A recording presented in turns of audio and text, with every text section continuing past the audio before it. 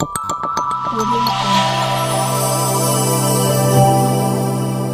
Jungle.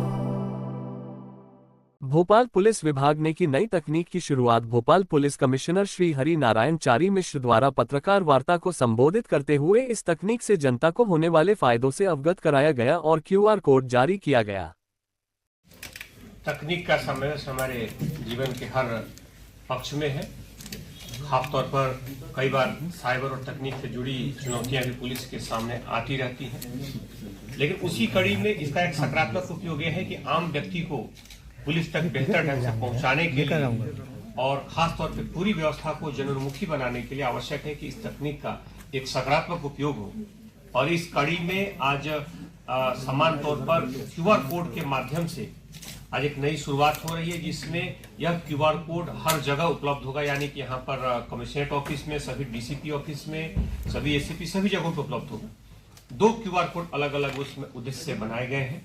पहले 2 दिन पूर्व एक क्यूआर कोड को लॉन्च किया गया था, जिसमें खासतौर पर ट्रैफिक से जुड़े जो मुद्दे हैं, ट्रैफिक से जुड़े जो समाधान, जो सुझाव, जो स्थानीय समस्या, उनका उल्लेख उसमें किया जा सकता है।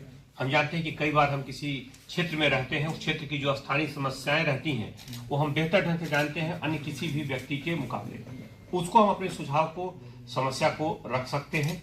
दूसरी तरफ थानों से जुड़ी जो समस्या है, हम जानते हैं कि पिछले दिनों हर थाने में एक रजिस्टर रखी गई है, जिसमें व्यक्ति थाने से संबंधित फीडबैक दे सकता है, जानकारियां दे सकता है, लेकिन कई बार उसका कई थानों में सम्यक ढंग से उसका पालन या थोड़ी उसमें कमी रह जाती है। इसलिए इस व्यवस्था में तकनीक का समावेश करते हुए इसे और बेहतर बनाने की कोशिश की गई है।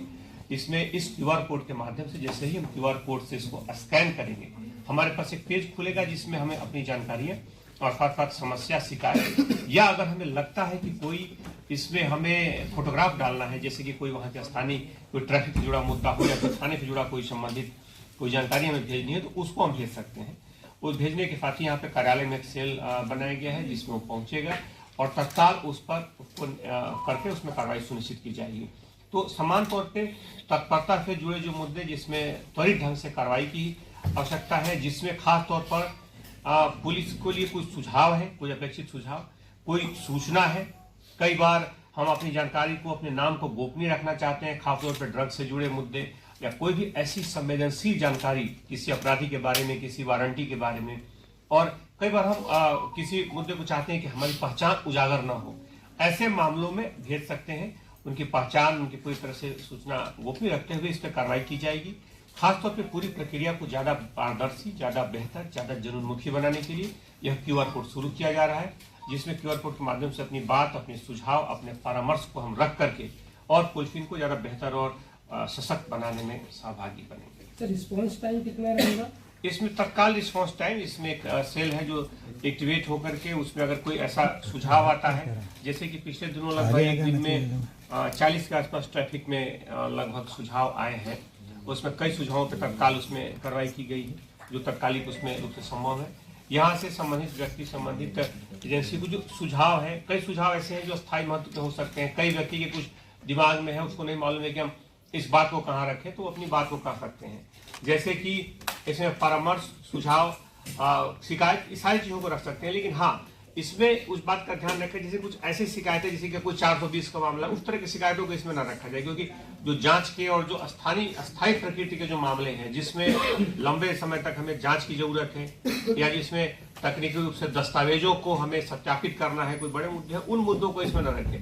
इसका उद्देश्य और इसकी प्रकृति जो खास तौर पर बनाई गई है, उसमें इस बात का ध्यान रखा गया है कि उसमें जो भी मुद्दे हो वो तत्कालिक पुलिस के हस्तक्षेप की मांग करते हो, या फिर इसमें आपका कोई सकारात्मक सुझाव हो, कोई पुलिसिंग को करने के लिए कोई सूचना हो, इसमें कोई वारंटी, कोई ड्रग्स से जुड़े मुद्दे जो सामाजिक सुरक्षा को कहीं से भी चुनौती देते हो, ऐसे मामलों को आप तत्काल रखकर इसमें पुलिस हस्तक्षेप की तत्काल उम्मीद कर सकते हैं और पुलिस उसमें तत्परता से कार्रवाई करेगी। तो इसमें एफआईआर में जो एफआईआर के लिए कई लोग परेशान जैसे होते हैं, कई बार ऐसी चीजें आई है, तो एफआईआर के लिए भी क्या कर सकते हैं? एफआईआर से जुड़े जो बड़े मुद्दे हैं, जैसे खास तौर पे इसमें प्रारंभिक जो इसका उद्देश्य है कि पुलिस का, जिसे हम थाने पर गए, उसका फीडबैक, परामर्श, सूचना, उसका प्रारंभिक उद्देश्य है।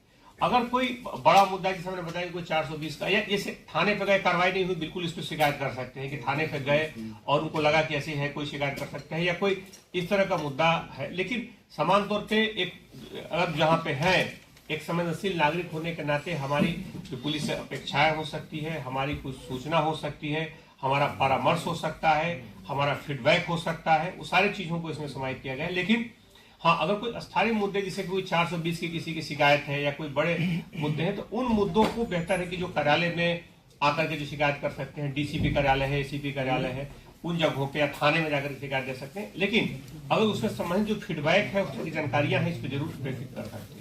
सर इसको मॉनिटरिंग कहाँ से करेंगे? क्या इसमें मॉनिटरिंग यही में इसी कार्यालय से उसकी की जाएगी। इस कार्यालय में एक शाखा रहेगी जिसमें संबंधित इस तरह की जानकारी जो इस पे आएंगी, जो खासतौर पे मेल के माध्यम से या मोबाइल के भी इसमें अलग नंबर इसमें जो इनके इंटरनल सिस्टम में लगाए गए, उसके माध्यम से तत्काल इसकी मॉनिटरिंग होगी और इसमें सर पूर्व में भी इसका कहीं और इस्तेमाल किया गया है क्या ऐसा? एक मिनट तो रुक जाओ। इसको ओपन करने के बाद सर लगभग कितने बिंदु ओपन होंगे और जो आम जनता के लिए फायदेमंद होगा और आसानी से समझ सकते? खास तौर पे कि जैसे कि आप समझे कि जो भी बड़ी एजेंसी, जो बड़ी संस्थाएं हैं, आजकल सभी स्टेक होल्डर्स जो होते हैं, उन स्टेक होल्डर्स का एक नजरिया या किसी व्यवस्था को बेहतर करने के लिए उनका योगदान भी उससे महत्वपूर्ण होता है। इसमें जैसे कि हम थाने में गए, थाने संबंधित हमारी अगर कुछ ऑब्जर्वेशन है, हम चाह रहे हैं कि और बेहतर कर सकें, उसके बारे में उन चीजों को हम उसमें लिख सकते हैं। कैसा आपको लगा, कैसा फील हुआ, कुछ सुझाव देना चाहें या फिर खास तौर पे 69 आ गए, 45 बच्चियां गई थी और 69 वापस आ गई। वन ऑफ द हाईएस्ट है 69 नवंबर में। सर मध्य प्रदेश में जनता के लिए QR कोड का लागू किया गया है, तो उसके बारे में आप क्या जानकारी? खासतौर पे तकनीक का स्वरूप जोड़ते हुए, उसका समावेश करते हुए यह QR कोड लागू किया गया है, जिसमें किसी भी तरह के आम व्यक्ति का सुझाव, उसका किसी तरह का परामर्श, उसकी कोई सूचना, कोई संबंधित जानकारी इसमें प्रेषित किया जा सकता है। इसमें दो तरह के QR कोड शुरू किए गए हैं। एक QR कोड में यातायात से जुड़े मुद्दों के स्थानीय तौर पर अगर कोई समस्या है उसको हम प्रेषित कर सकते हैं, और दूसरा QR कोड थानों से जुड़ा कोई मुद्दाओं, खासतौर पे कोई फीडबैक है, कोई ऑब्जर्वेशन है, कोई सुझाव है, कोई सूचना है, उसको हम प्रेषित कर सकते हैं। इस पर तत्काल कार्रवाई की जाएगी।